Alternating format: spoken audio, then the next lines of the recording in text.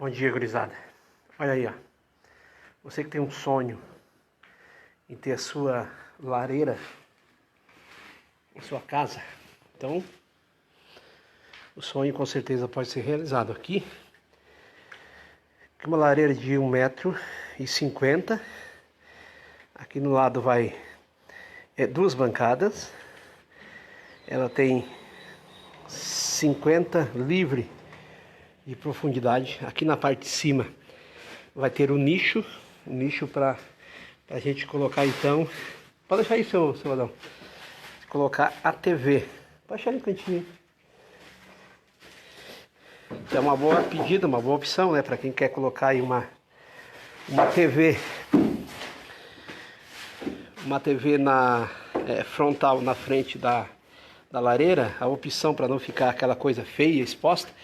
A gente vai fazer um nicho, né? Quantos polegadas tem a tua TV? 40? Deve ser. 45, acho que é 48 polegadas. Então o trem fica bacana, ó. Sai ali no gesso, né? A gente vai cortar aqui. E ela vai ser revestida toda então com porcelanato, né?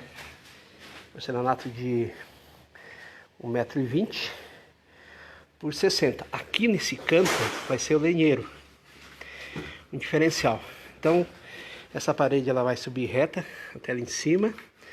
Aqui vai ter um recuo, que tem uma bancadinha na frente. Atrás na parede vai ter então um nicho para que a TV ela entre no corpo da lareira. Vai ficar chique-trique de doer. 50 kg de sal aí dentro. Registro de calor e a garganta que vai ali atrás.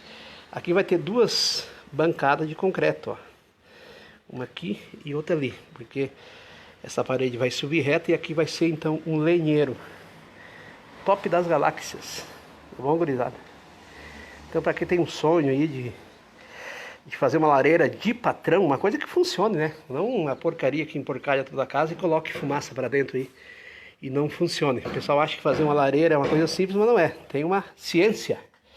Ali vai subir então o cano da TV, essas coisas todas aqui, ó. Na frente vai ter então toda a parte elétrica.